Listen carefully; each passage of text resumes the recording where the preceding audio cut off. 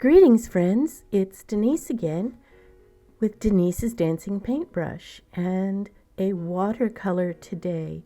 A couple of weeks ago, I showed how I create my photo references for these botanicals. This is a starling with a bunch of currants. And I liked the colors. A starling is so drab, it kind of needs something to punch it up. So I drew it all out. In pencil. And I'm wearing my fingerless gloves because it's a cold day.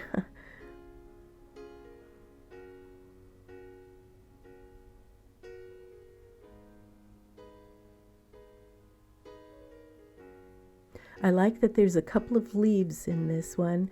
I couldn't find any flowering currants, so I just left out the flowers and only did the fruit and the bird.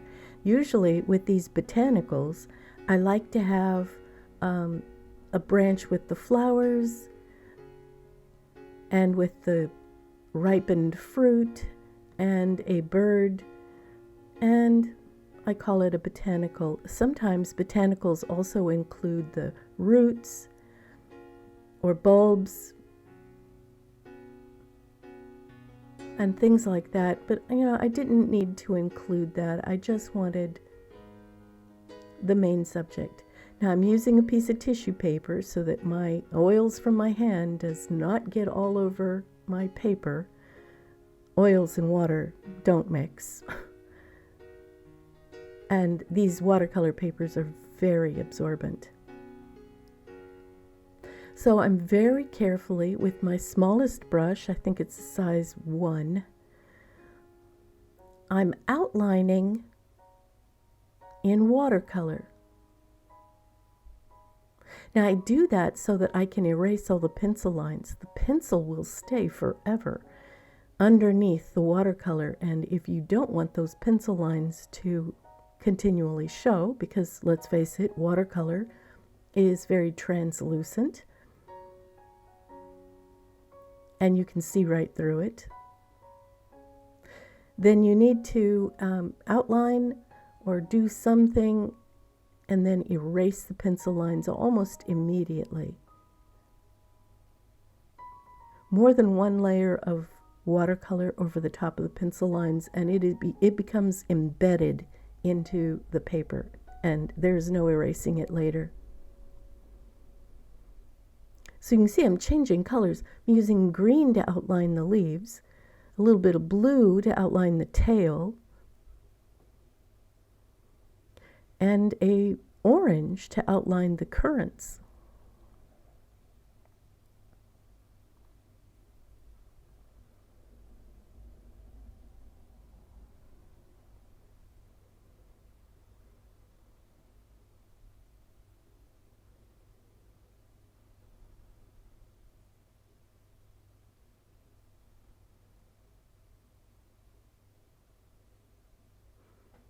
I wanted to include birds that are native to this area, and as well as fruit. Now I wait for this to dry completely before I go ahead and erase the pencil. And then I can begin painting.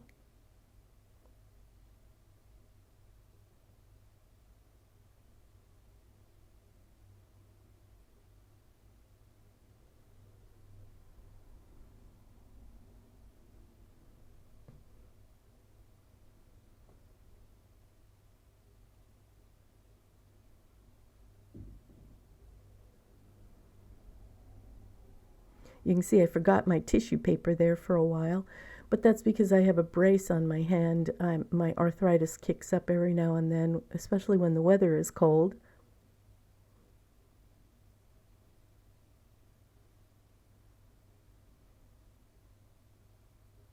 And this first layer is just a very pale layer of color on top of my main subjects.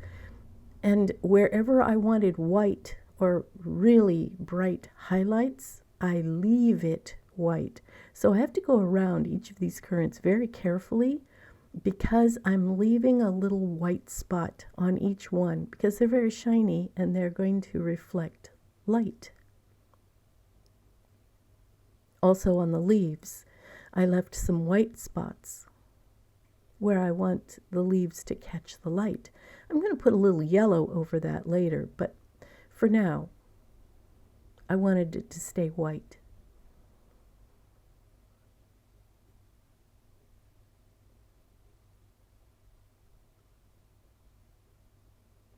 So for the second layer,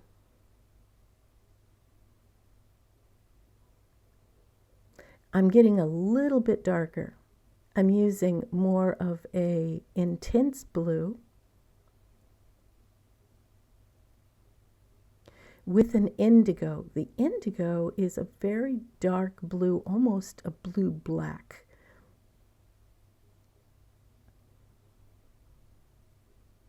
And it's much a nicer blue. It's much nicer than black because black is, well, they call it lamp black for a reason. It's literally made out of soot from lamps, and it's a very flat and lifeless color. I find indigo is a much better black. It's very rich and it has a little bit of blue overtones.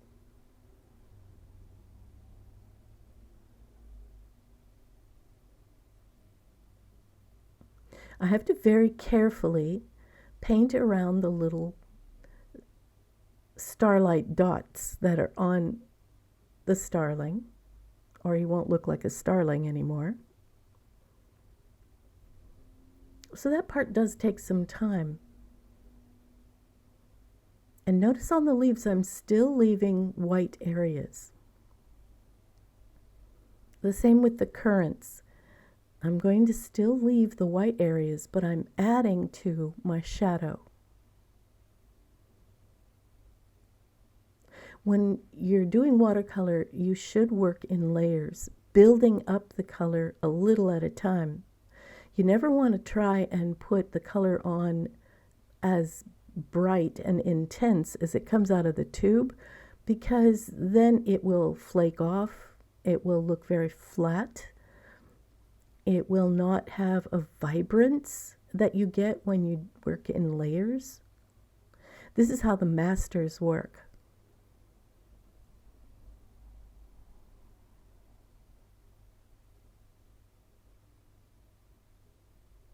And it feels redundant sometimes to do the same thing over and over again, but you're adding more each time. Sometimes different shades of color. In this case, I'm adding a little deeper orange. I'm adding a little cadmium red with my orange in order to get the currants a deeper color. And also notice each one is taking on its own shade. They're not all exactly the same. And isn't that the way fruit is? They're not all exactly the same. Similar, but never the same. So doing each one individually this way gives them that realistic quality.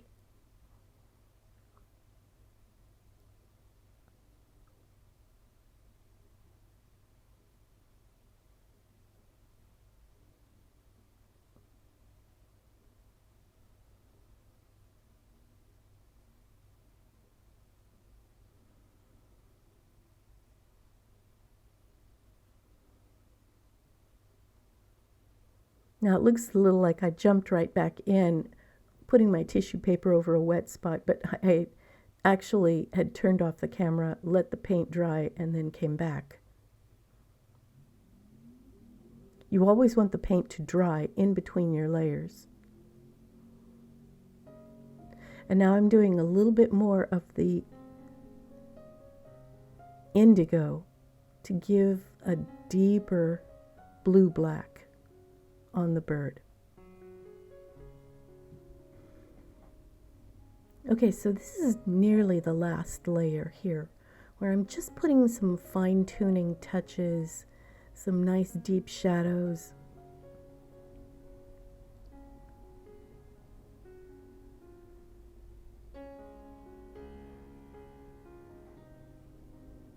deepening the shadows in the currants. And then after I put the darker color in, I have to go back with just a wet brush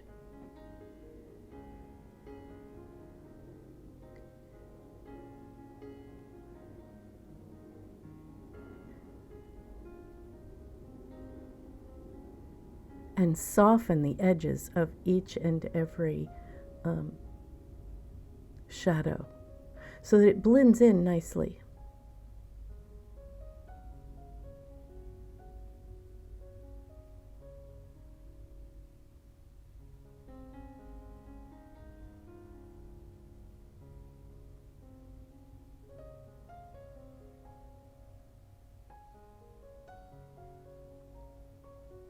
Then I have to go back and put the little, the ends, the flowered end of each of the currants that looks like a little belly button on each of the currants.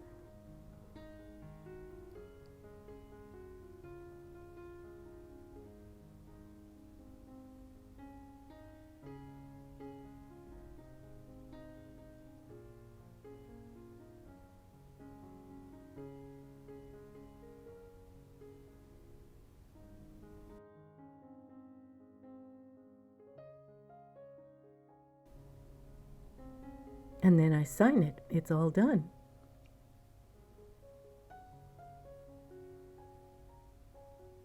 I do like all that red with the blue. So tell me what you think.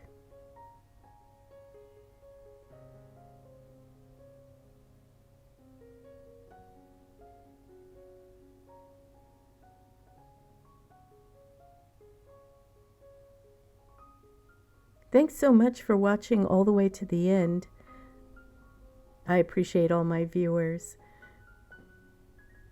I try and do an art piece every week, so come back next time and see what I'm doing next time. Bye everyone. Have a wonderful week. Have a wonderful Thanksgiving.